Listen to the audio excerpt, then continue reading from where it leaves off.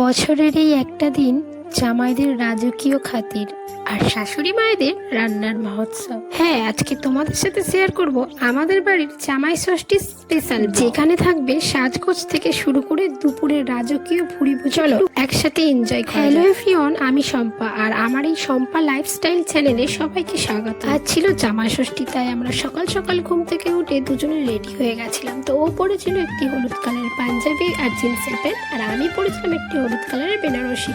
তো আমাদের দুজনকে কেমন লাগছে জানাবে। আমার ষষ্ঠী বলে কথা, মিষ্টি নিয়ে আমরা বেরিয়ে পড়লাম। চলো যাওয়া যাক। টাটা বিশু, ছাড়ো, tata.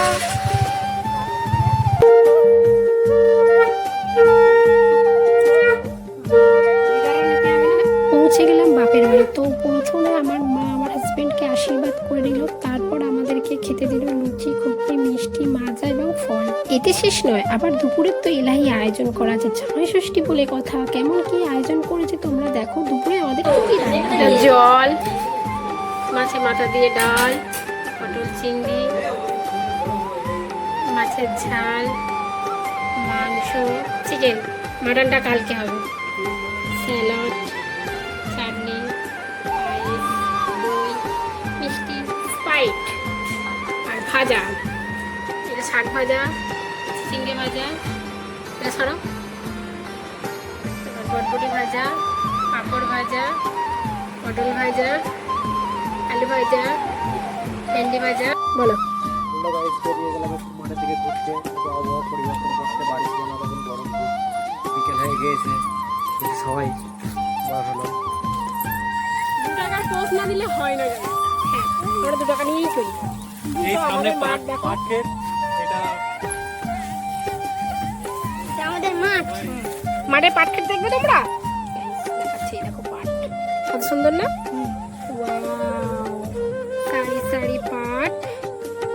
Look at this, we যে আমাদের বাগান জমি, এগুলো আমরা বাগান। সব ননদা নন্দাইরা এসছে, তাদের নিয়ে যাচ্ছি একটু খাইয়ে নন্দাই আমরা ননদ নন্দাই। চলো চলো গাইস, আমরা এতে যাবো ভেরির বাদে। এবার নামবো,